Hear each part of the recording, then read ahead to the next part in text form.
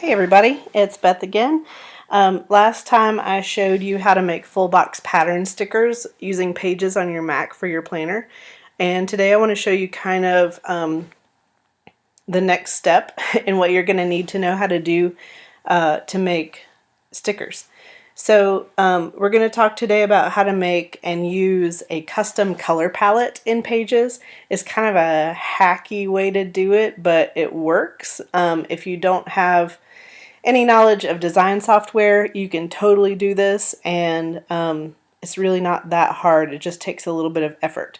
So first of all, why do you need to do this? If you want to make functional stickers to go with decorative ones you have, for example, I got a Planner Society kit a while back that I bought off somebody in a Facebook group just because I wanted to try it, but it didn't come with any kind of functional stickers, so I didn't have any like header stickers. I didn't have any to-do list flag stickers, nothing like that. It was all decorative stuff. So I wanted some more functional things to go with it. So I made myself a color palette based on that kit, and then I was able to make functional stickers to go with it. If you have a bunch of pattern background stickers, like full box stickers like we talked about last time, and you want to make, I don't know, a quote sticker, a full box quote sticker, but you don't want to put it on a pattern because the pattern is too busy and you won't be able to see the words, or for whatever reason you want to just break up all the patterns with some solid color, but you need colors that match the colors from your patterns, then you wouldn't be able to do this. And if you just want to create your own palette for whatever project you have going on, this is a way that you can do it. All right, so the first thing you need to do is open a new document in Pages, and I have mine here. And now we're going to set up some shapes. I like to use circles for no real reason, and you can pick any like style you want. If you want it to have an outline, if you want it just to be a solid color, if you want to do, I would not do this one that has the like ombre kind of effect, just because you want the shape to have one color in it and not different shades of one color. But if you want it to have a shadow or something like that, whatever. I'm going to do just a solid color one. And the first thing I do always is go to Arrange and go to Text Wrap and make sure that it's None. And I've said this before, it's just when you don't have it on None, sometimes the shapes like push each other around the page. They don't sit exactly where you want them to sit. So I just make it None, and then you can put them wherever you want. And then depending on how many colors you want, you can make that number of shapes. If you want to do, you don't have to do circles. You can do anything you want, but I just like circles. So I'm going to just Command C to copy this and make, I'll do 9. And now I'm just going to put them next to each other. You see how these lines are kind of guiding it so they line up with each other? That's going to put them in a neat little box. It does not matter what size these are, really, just as long as you know you can see them all on the screen at the same time. And you see how these are lining up vertically and horizontally by showing you the 3 lines to show that it's lined up perfectly with the other ones. So when you do it, it makes a neat little square. Okay. Now all of these are gray, and we do not want a full gray color palette because that is nothing. So next thing we need to do is add some color to these bad boys. So click on one, go to Style, and this is already filled with a color. If I had made one of these guys, it would not have any color in it, and I would have to over here it would say no fill, and you just have to select color fill. And then to choose the color, you click on this little rainbow wheel here. Alright, over here you have several options of where you can get your colors. So this one, you can pick any color on the spectrum and you can make it lighter or darker. This one is fancier. This one gives you the hex codes for the colors. That's too fancy. This one gives you easy selection with different colors, but the colors are kind of limited. We want this one. And the first thing it should give you is this spectrum one. And again, that's all the colors on the spectrum. But let's say I have, hang on, I have these, let me get to it, designery things, as always, because that's how I roll. I have these fun papers, digital papers, in like watery, mermaidy colors, and they have like scallops, you know, like scales and stuff like that, and kind of watery looking ones. And I want to make a palette based on this. I don't know if I have 9 colors in this, but we'll see. So here's what I'm going to do. I'm going to click on this little wheel here, and I'm going to select New from File. And when I do that, it opens up my Finder window, and now I have to go back and find it again.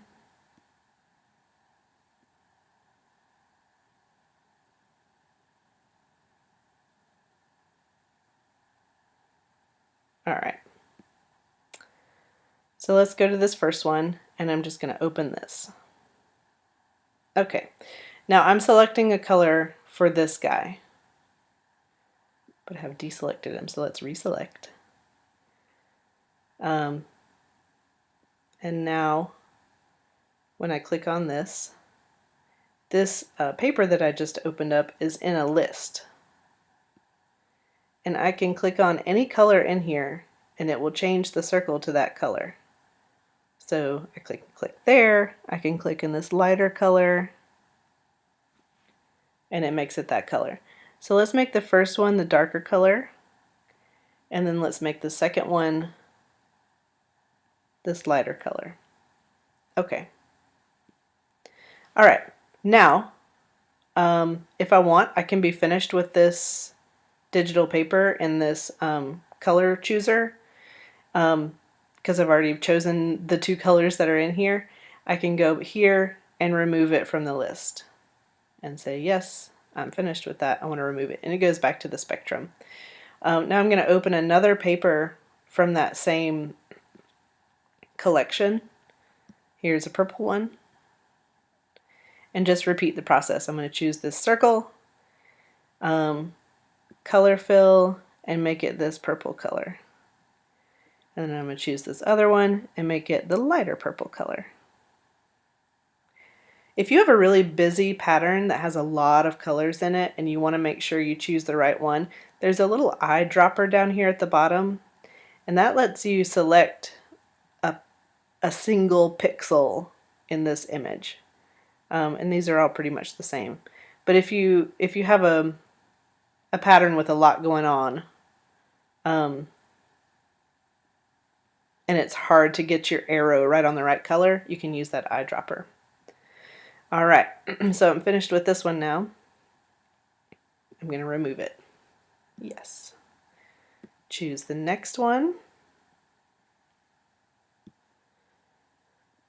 It's a green. I want to do this circle. Select my color. Dark one, and this circle will be the light one. I can remove this. Yep. And let's see, do I have any more colors? Let's see what else I've got in these papers. That blue looks like the same as that other blue. Purple, green, blue, purple, green. Alright, these are just repeating the same colors, I think. This one looks like it has a lot in it, so let's open it up and see what we've got. Woo, that is glittery. Alright, so let's see if there's something new in here. Let's select this one, do a color fill, and because there's so much happening here, I'm going to use my eyedropper, and you can see, ooh, there are lots of pretty colors in here. There's a pink, there's a sort of bright green. Let's get that pink in there.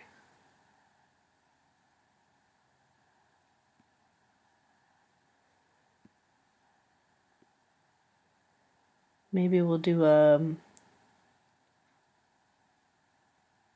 bright green, and then let's do a darker color.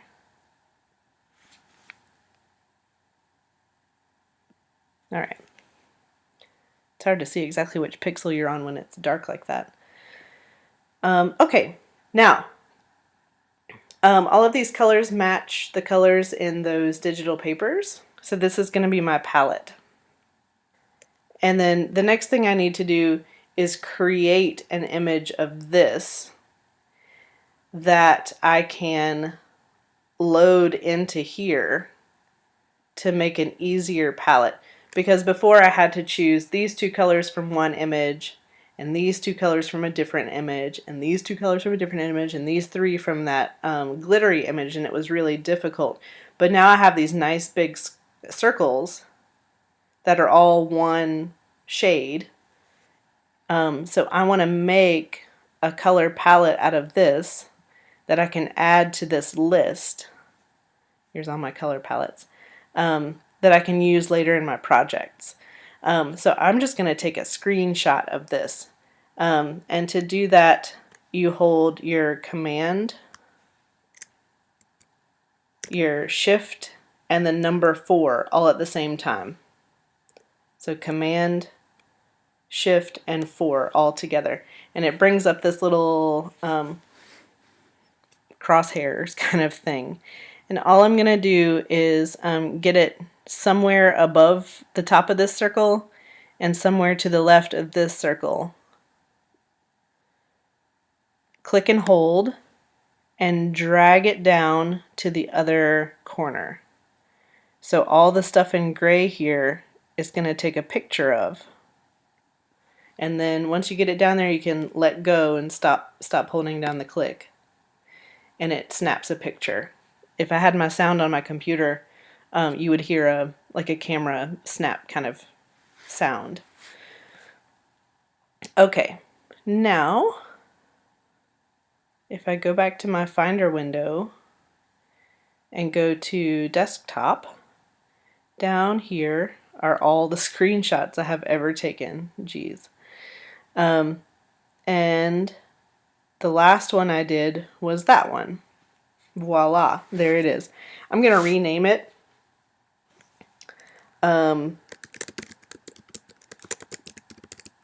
Mermaid palette, so I can find it easier when I'm loading it in, and so that when it's in this list, it's listed as mermaid palette and not as screenshot with a timestamp. Okay, so click on the little wheel again, new from file, desktop, because that's where I left it, and there's my mermaid palette. I'm going to open it, and there you go. Okay, so now you have a custom color palette, and you can make all kinds of stuff. So I don't need this anymore because I already have it saved over here. So I'm just going to hold Shift and select all of these so I can delete them. All right.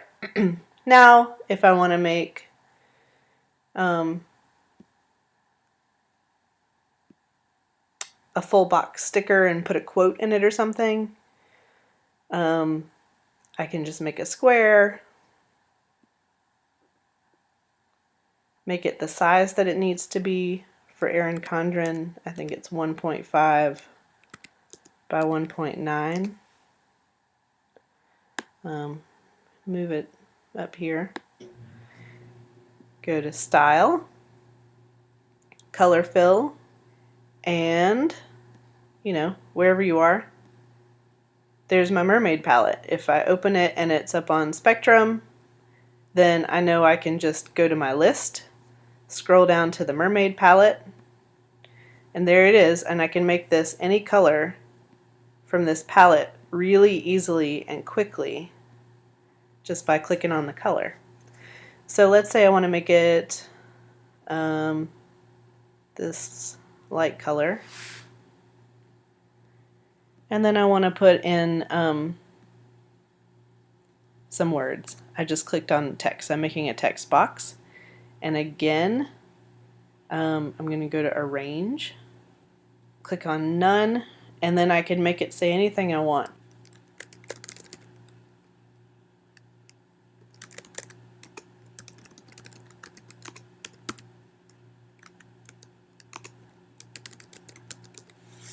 Today I choose to be a mermaid. I can go to text, make it bigger, change the font,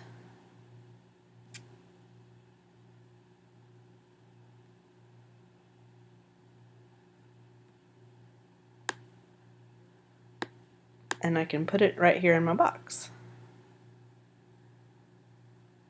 And you can put it, you know, anywhere in the box you want. If I want to make it centered, I can do that.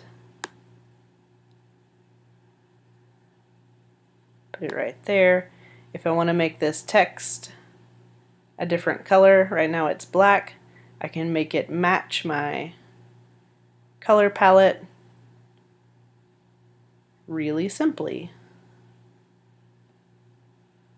Just like that. And there you go. So if you want to add a quote or anything like that, if I want to make page flags, I can do that. That might be another video though. And they can all have the same color palette. They can all match. Everything can be matchy-matchy, cute, and tidy. Alright, that's it. If you have any questions, drop them down below. If you enjoyed this video and it helped you, please subscribe and check back often for updates.